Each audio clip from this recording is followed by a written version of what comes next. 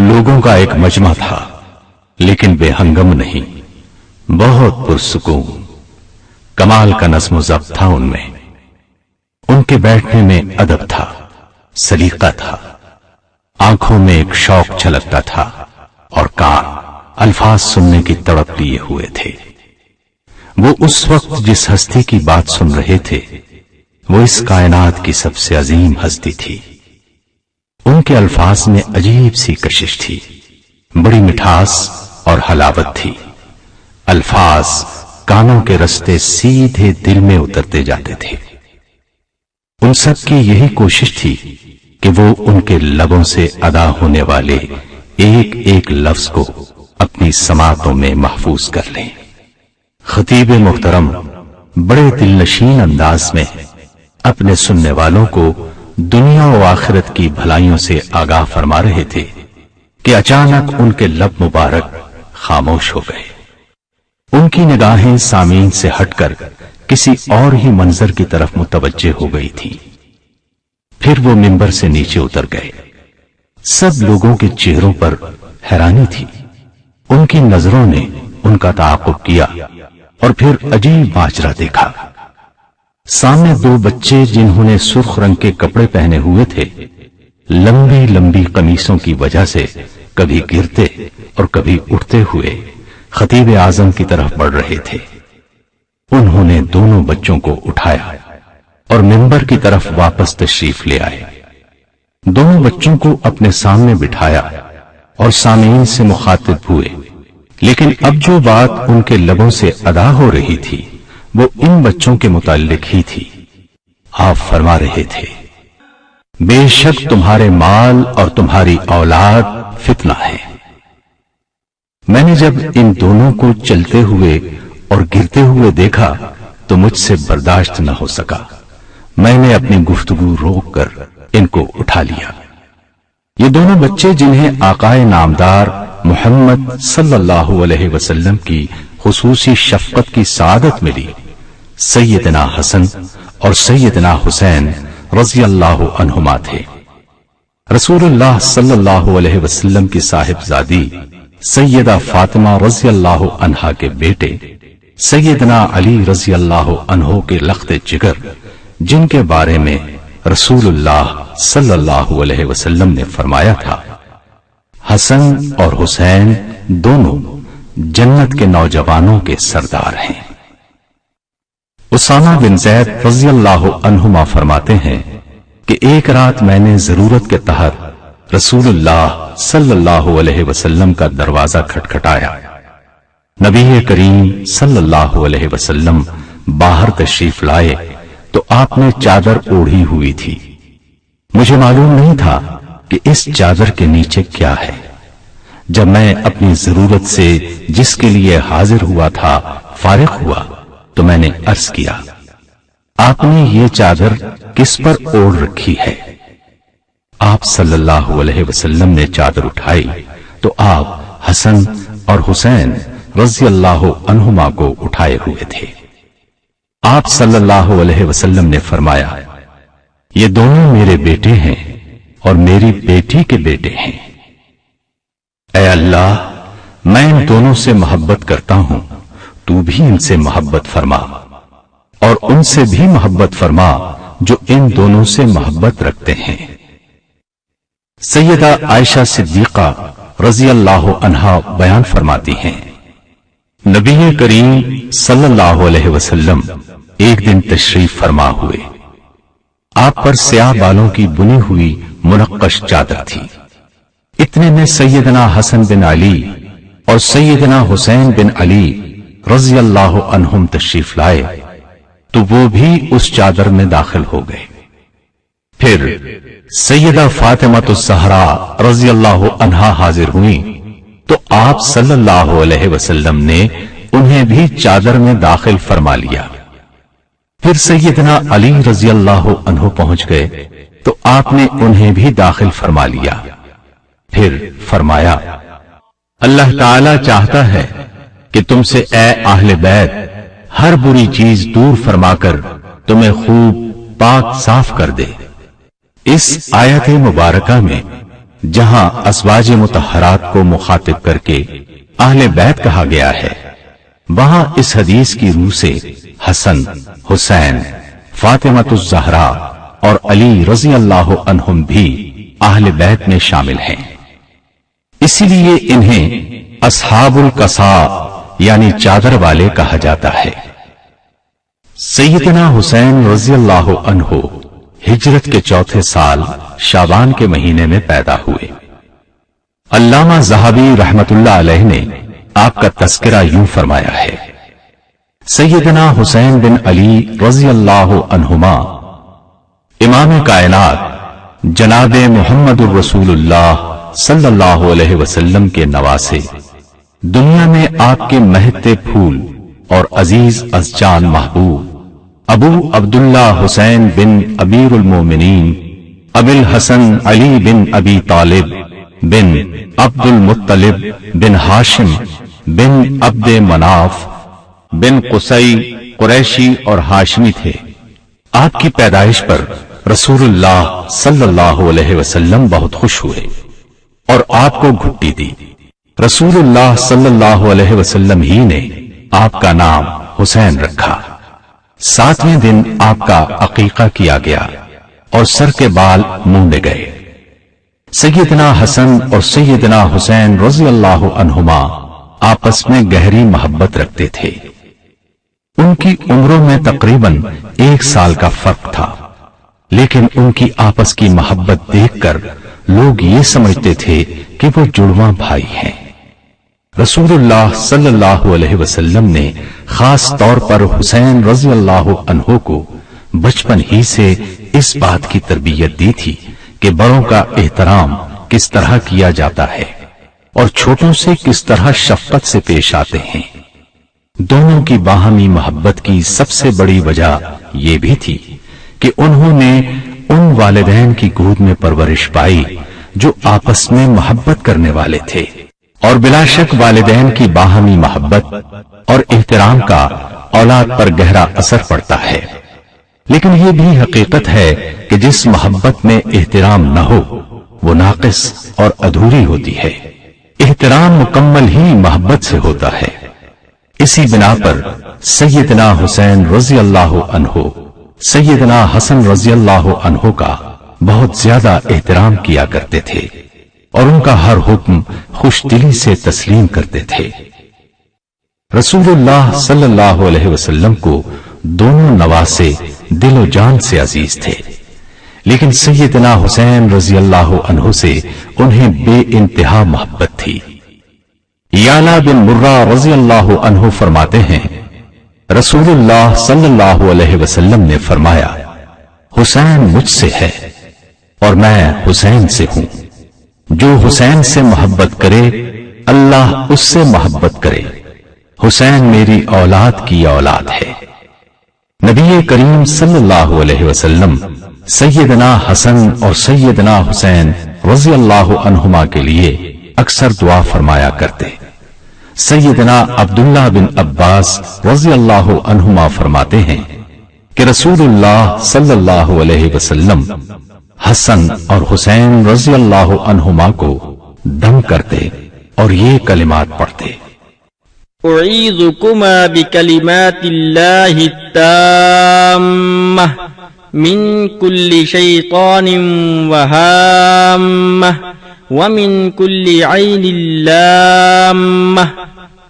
میں تم دونوں کو اللہ تعالیٰ کے مکمل کلمات کے ذریعے اللہ کی پناہ میں دیتا ہوں، ہر ایک شیطان سے اور زہریلے جانور، سام بچھو وغیرہ سے، اور ہر ایک آنکھ سے جو لگ جائے یعنی بری نظر سے۔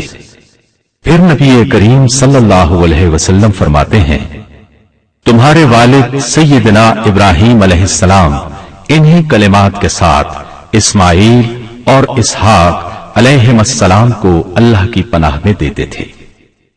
رسول اللہ صلی اللہ علیہ وسلم کی اس شدید محبت، پیار اور شفقت کو دیکھ کر صحابہ کرام رضی اللہ عنہم بھی سیدنا حسن اور حسین رضی اللہ عنہما سے گہری محبت رکھتے تھے۔ ابو हुरैरा रज़ी अल्लाह अन्हु से रिवायत है, मरवान बिन हकम बीमारी के दिनों में उनके पास आया और पूछा, अबू हुरैरा रज़ी अल्लाह अन्हु, जब से मेरा आपके साथ उठना बैठना हुआ है, जो चीज मैंने सबसे ज्यादा महसूस की है वो आपकी हसन और हुसैन रज़ी अल्लाह अन्हुमा से मोहब्बत है। अबू हुरैरा रज़ी अल्लाह अन्हु फौरन उठकर बैठ गए और फरमाया, हम नबी करीम सल्लल्लाहु अलैहि वसल्लम के साथ जा रहे थे कि आपने रास्ते में हसन और हुसैन रज़ी अल्लाह अन्हुमा के रोने की आवाज सुनी। आपने अपनी सवारी को तेज किया और उनकी मां के करीब आकर पूछा, क्या बात है, मेरे बेटे क्यों रो रहे हैं? सैयदा फातिमा रज़ी अल्लाह अन्हा ने फरमाया, प्यास की वजह से। आपने पानी तलाश किया मगर न मिल सका। आपने लोगों से पूछा लेकिन किसी से भी पानी न मिला। आपने सैयदा फातिमा रज़ी अल्लाह अन्हा से कहा, एक बच्चा मुझे पकड़ा दो। आपने बच्चे को पकड़कर सीने से लगाया। बच्चा अभी तक रो रहा था, चुप नहीं होता था। आपने अपनी ज़बान मुबारक बच्चे के मुंह में डाल दी। बच्चे ने जबान को चूसना शुरू कर दिया, हत्ता कि वो खामोश हो गया। फिर हमने उसके रोने की आवाज नहीं सुनी। फिर आपने दूसरे बच्चे को पकड़कर इसी तरह किया, वो भी खामोश हो गया। क्या ये वाकया देखने के बाद भी मैं उनसे मोहब्बत न करूं? रसूलुल्लाह सल्लल्लाहु अलैहि वसल्लम के दूसरे सहाबा किराम भी सैयदना हसन और सैयदना हुसैन रज़ी अल्लाह अन्हुमा से मोहब्बत और इन दोनों का दिली एहतराम करते। सैयदना हुसैन रज़ी अल्लाह अन्हु की शक्ल और सूरत नबी करीम सल्लल्लाहु अलैहि वसल्लम से बहुत मिलती थी। उनको देखकर सहाबा को रसूलुल्लाह सल्लल्लाहु अलैहि वसल्लम की याद आ जाती। सैयदना अबू बकर सिद्दीक रज़ी अल्लाह अन्हु दोनों भाइयों से बहुत मोहब्बत करते थे। उनकी हमेशा कोशिश होती कि वो उनके करीब रहें। सैयदना अबू बकर सिद्दीक रज़ी अल्लाह अन्हु की कैफियत ये थी कि उन्हें हर उस चीज से मोहब्बत थी जिससे रसूलुल्लाह सल्लल्लाहु अलैहि वसल्लम को मोहब्बत होती थी। वो कहा करते थे, मुझे उस जात की कसम जिसके हाथ में मेरी जान है, मुझे मोहम्मद सल्लल्लाहु अलैहि वसल्लम के कराबतदारों रिश्तेदारों से मिलना अपने कराबतदारों से मिलने से ज्यादा अजीज है। उमर बिन खत्ताब रज़ी अल्लाह अन्हु भी दोनों भाइयों की बहुत इज्जत और तौकीर करते, उनसे प्यार करते। उन्होंने जब वज़ाइफ के लिए फहरिस्तें तैयार करवाईं तो असहाबे बद्र के साथ साथ उनके लिए भी 5000 दिरहम मुकर्रर कर दिए। एक बार सैयदना उमर रज़ी अल्लाह अन्हु के पास यमन से चादरें आईं। लोगों में चादरें तकसीम हो गईं। इतनी देर में सैयदना हसन और हुसैन रज़ी अल्लाह अन्हुमा तशरीफ लाए। वो चादरों से महरूम रह गए थे। उनको चादरों से महरूम देखकर सैयदना उमर फारूक रज़ी अल्लाह अन्हु गमज़दा हो गए। उन्होंने उसी वक्त यमन के आमिल की तरफ पैगाम भेजा कि फौरन यमन की 2 चादरें भेजो। आमिल ने जल्दी से चादरें भिजवाईं। चादरें आते ही आपने दोनों को पहुंचा दी और फरमाया, मेरा दिल अब ठंडा हुआ है, यानी मेरे दिल को अब सुकून मिला है। हुसैन रज़ी अल्लाह अन्हु फरमाते हैं, एक दिन मैं सैयदना उमर रज़ी अल्लाह अन्हु के पास गया। आप मुआविया रज़ी अल्लाह अन्हु के साथ तन्हाई में बातें कर रहे थे और आपके बेटे अब्दुल्ला बिन उमर रज़ी अल्लाह अन्हुमा दरवाजे पर थे। मुझे देखकर वो फौरन वापस हो गए। मैं भी उनके साथ वापस आ गया। बाद में सैयदना उमर रज़ी अल्लाह अन्हु मुझे मिले और कहा, मैंने आपको देखा ही नहीं, कहां रहे? मैंने कहा, अमीरुल मोमिनीन, मैं आपके पास आया था। आप मुआविया रज़ी अल्लाह अन्हु के साथ तन्हाई में बैठे थे और अब्दुल्ला दरवाजे पर थे। वो वापस हुए تو میں بھی واپس آ گیا۔ عمر رضی اللہ عنہ نے فرمایا، آپ عبداللہ سے زیادہ اجازت کا حق رکھتے ہیں۔ جب کبھی سیدنا حسین رضی اللہ عنہ سواری پر سوار ہونے لگتے تو عبداللہ بن عباس رضی اللہ عنہما ان کی سواری کی رکاب تھام لیا کرتے تھے اور اس کو اپنے لیے ایک نعمت اور اعزاز سمجھتے تھے۔ عزار بن حریث رحمت اللہ علیہ سے روایت ہے کہ عمرو بن عاص رضی اللہ عنہ کعبے کے سائے میں تشریف فرما تھے۔ ان کی نظر سیدنا حسین رضی اللہ عنہ پر پڑی تو فرمایا، یہ زمین پر رہنے والوں میں سے آسمان والوں کو زیادہ محبوب ہے۔ جب کبھی حسین رضی اللہ عنہ خانہ کعبہ کا طواف کرتے، لوگ سلام کے لیے ان کی طرف ٹوٹ پڑتے، ایک ہجوم اکٹھا ہو جاتا۔ صحابہ کرام رضی اللہ عنہم کی یہ محبت ان کے بچپن سے لے کر بڑی عمر تک یکساں انداز میں تھی۔ اس کی وجہ یہ تھی کہ لوگ ان میں رسول اللہ صلی اللہ علیہ وسلم کی صفات دیکھتے تھے۔ سیدنا حسین رضی اللہ عنہ کی ذاتی زندگی عبادت، پختہ ایمان اور تقوی کا بہترین نمونہ تھی۔ وہ بہت زیادہ روزے رکھتے، حج ادا کرتے۔ آپ کی دعاؤں اور عبادت کے دوران عجز و نیاز سے آپ کا تقوی بہت نمایاں ہو کر سامنے آتا ہے۔ آپ اس طرح اللہ تعالی سے مناجات کرتے، اے اللہ، تو ہی ہر مصیبت میں مجھے ثابت قدم رکھنے والا ہے، میں تیری رحمت کا امیدوار ہوں، ہر تکلیف کو دور کرنے والا، ہر نعمت عطا کرنے والا تو ہی ہے، جس کو تو تکلیف دے دے اس پر احسان کرنے والا بھی تو ہی ہے۔ اے میرے معبود، تو نے مجھے نعمتیں عطا کی ہیں، مجھے شکر کرنے والا نہیں پایا، مجھے آزمایا، مجھے صبر کرنے والا نہیں پایا۔ تو نے میری ناشکری کی وجہ سے مجھ سے نعمتیں نہیں چھینی، اور نہیں میری بے صبری کی وجہ سے میری تکلیف ہمیشہ رہنے دی۔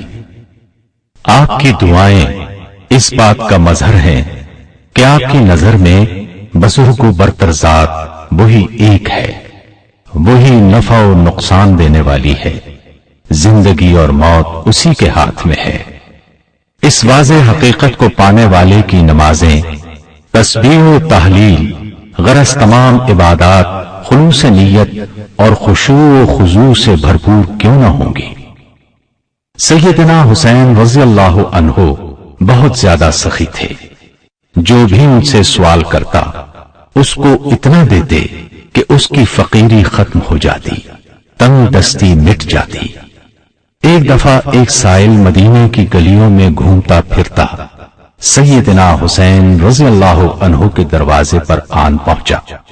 اس نے دروازے پر دستک دی اور اشعار پڑھے جن کا مفہوم یہ ہے، جس نے تیرے دروازے کی کنڈی کو حرکت دی آج نا امید نہیں جائے گا، تو سخی ہے، تو سخاوت کی کان ہے، تیرے باپ نے فاسقوں کو قتل کیا۔ سیدنا حسین رضی اللہ عنہ اس وقت نماز پڑھ رہے تھے۔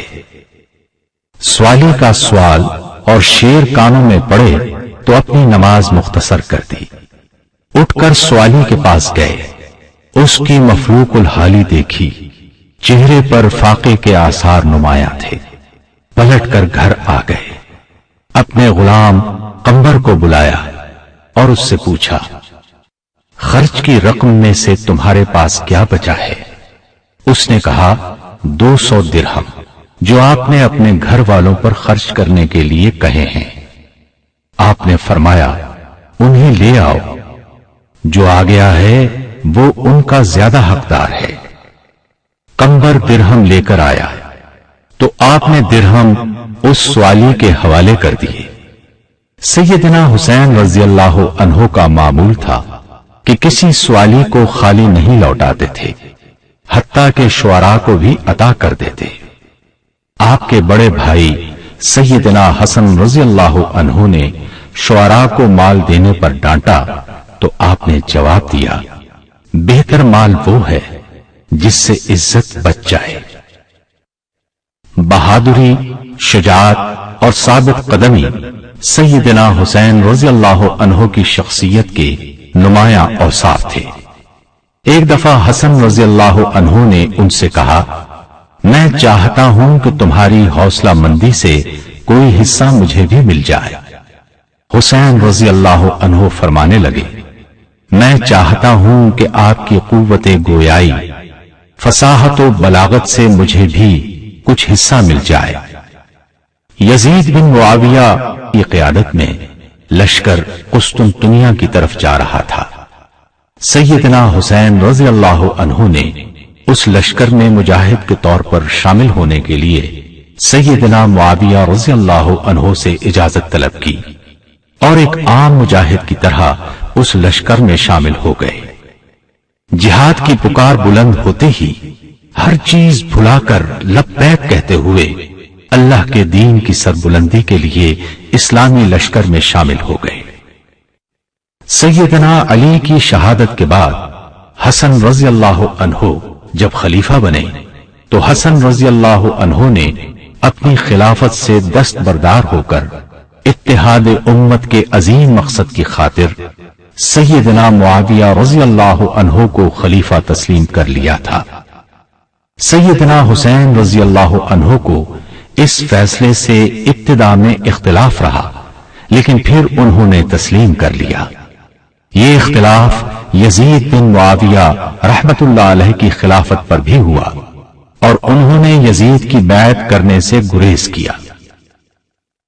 یہ صورتحال دیکھ کر عراق کے شہر کوفے کی عام شخصیات نے سیدنا حسین رضی اللہ عنہ کو خطوط لکھے کہ ہم آپ سے بیعت کرنے کو تیار ہیں، آپ ہمارے پاس تشریف لے آئیں۔ جب آپ نے کوفے کی طرف جانے کا ارادہ کر لیا تو امرا نامی ایک خیر خواہ نے آپ کو خط لکھا۔ خط میں اس نے سیدنا حسین رضی اللہ عنہ کو ان کے ارادے اور اس کے انجام کی ہولناکی کا احساس دلایا اور یہ بھی لکھا کہ آپ اپنی قتل گاہ کی طرف جا رہے ہیں۔ اس نے یہ بھی لکھا، رسول اللہ صلی اللہ علیہ وسلم نے سیدہ عائشہ رضی اللہ عنہا سے فرمایا، آج میرے گھر میں وہ فرشتہ آیا ہے جو پہلے کبھی نہیں آیا، اور اس نے کہا ہے کہ حسین قتل ہوں گے، اور اگر آپ چاہیں تو میں آپ کو وہ مٹی دکھا دوں۔ حسین رضی اللہ عنہ نے یہ پڑھ کر کہا، پھر لازماً وہی میری قتل گاہ ہوگی۔ جب سیدنا حسین رضی اللہ عنہ نے کوفہ جانے کا ارادہ کیا تو عبداللہ بن زبیر رضی اللہ عنہما نے کہا، آپ کہاں جا رہے ہیں؟ اس قوم کی طرف جس نے آپ کے والد کو قتل کیا، آپ کے بھائی کو طعن و تشنیع کا نشانہ بنایا۔ سیدنا حسین رضی اللہ عنہ بولے، میرے نزدیک مکے میں خون خرابہ کروانے سے بہتر یہ ہے کہ مکے سے نکل جاؤں۔ عبداللہ بن عمر رضی اللہ عنہما مدینہ تشریف لائے تو انہیں خبر ملی کہ حسین رضی اللہ عنہ عراق کی طرف چلے گئے ہیں۔ عبداللہ بن عمر رضی اللہ عنہما فوراً پیچھے گئے اور 2 راتوں کے فاصلے کا سفر طے کر کے ان سے جا ملے۔ ان سے پوچھا، کہاں جا رہے ہیں؟ فرمایا، عراق جا رہا ہوں۔ اس وقت آپ کے پاس اہل عراق کی طرف سے لکھے گئے خطوط کے پلندے تھے۔ عبداللہ بن عمر رضی اللہ عنہما نے کہا، آپ وہاں نہ جائیں۔ سیدنا حسین رضی اللہ عنہ نے فرمایا، یہ ان لوگوں کے خطوط اور بیعت کے ثبوت ہیں۔ عبداللہ رضی اللہ عنہ نے بہت کوشش کی کہ حسین رضی اللہ عنہ کوفہ جانے کا ارادہ ترک کر دیں، لیکن ناکام رہے۔ بالآخر انہوں نے حسین رضی اللہ عنہ سے معانقہ کیا اور فرمایا، اللہ کے سپرد، شہادت آپ کا مقدر بن چکی ہے۔ سیدنا حسین رضی اللہ عنہ اہل عراق کی پرزور دعوت اور ان کی بیعت کی بنا پر سمجھتے تھے کہ انہیں لازمی وہاں جانا چاہیے، لیکن اہل کوفہ نے اپنے وعدے کا پاس نہیں کیا۔ انہوں نے بدعہدی کی۔ کربلا کے مقام پر سیدنا حسین رضی اللہ عنہ اور ان کے ساتھیوں کو گھیر لیا گیا۔ آپ نے اس موقع پر 3 شرطیں پیش کی۔ اول یہ کہ مجھے کسی بھی اسلامی سرحد پر جانے دیا جائے تاکہ میں وہاں جہاد کرتا رہوں۔ دوسری یہ کہ مجھے واپس وہاں جانے دیا جائے جہاں سے آیا ہوں۔ تیسری یہ کہ مجھے یزید کے پاس لے چلو، میں اس سے اپنا معاملہ خود طے کر لوں گا۔ لیکن وہاں موجود یزید کے سپاہیوں نے اپنی باتوں پر اصرار کر کے آپ کی عزت و خودداری کو چیلنج کیا، جس کے نتیجے میں رسول اللہ صلی اللہ علیہ وسلم کے محبوب، چمنستان نبوت کے پھول، نوجوانان جنت کے سردار نے شہادت کے راستے پر قدم رکھ دیا۔ انہوں نے جس چیز کو حق سمجھا تھا اس کا دفاع کرتے ہوئے موت کو قبول کر لیا۔ بالآخر 61 ہجری 10 محرم الحرام کو آپ کی شہادت کا نہایت المناک سانحہ پیش آ گیا۔ امام ابن تیمیہ رحمت اللہ علیہ فرماتے ہیں، اللہ تعالی نے یوم عاشوراء کے دن سیدنا حسین رضی اللہ عنہ کو شہادت کا عظیم رتبہ عطا کیا۔ انہیں شہید کرنے والوں کے نصیب میں ذلت اور رسوائی لکھی گئی۔ یہ شہادت ان کے خاندان کی کوئی پہلی شہادت نہ تھی۔ وہ اس راہ پر چلنے کے ہمیشہ خواہش مند رہے۔ وہ اور ان کے بھائی جنت میں نوجوانوں کے سردار ہیں۔ اس سرداری کا تاج بھی ان کے سر پر اس لیے چمکا کہ ان کے نانا دنیا کے بہترین انسان تھے۔ ان کی تربیت اور رہنمائی ہی نے انہیں یہ بلند مقام عطا کیا تھا۔ سیدنا حسین رضی اللہ عنہ کی شہادت پوری امت کے لیے ایک بہت بڑا سانحہ تھا۔ شہید کربلا سیدنا حسین رضی اللہ عنہ کے چند فرمودات رہنمائی کے لیے پیش خدمت ہیں۔ جس نے سخاوت کی وہ سرداری حاصل کر گیا، جس نے بخیلی کی اس نے ذلت کمائی۔ سب سے بڑا سخی وہ ہے جو اپنی ضرورت کے باوجود دیتا ہے۔ سب سے بڑا معاف کرنے والا وہ ہے جو بدلہ لینے کی طاقت رکھنے کے باوجود معاف کر دے۔ لوگوں میں سب سے اچھا وہ ہے جو صلہ رحمی کرے۔ جو کسی کے ساتھ بھلائی کرتا ہے اللہ تعالیٰ اس کو اچھا بدلہ دے گا، اور اللہ بھلائی کرنے والوں کو پسند کرتا ہے۔ سخاوت میں ایک دوسرے سے بڑھ چڑھ کر حصہ لیا کرو۔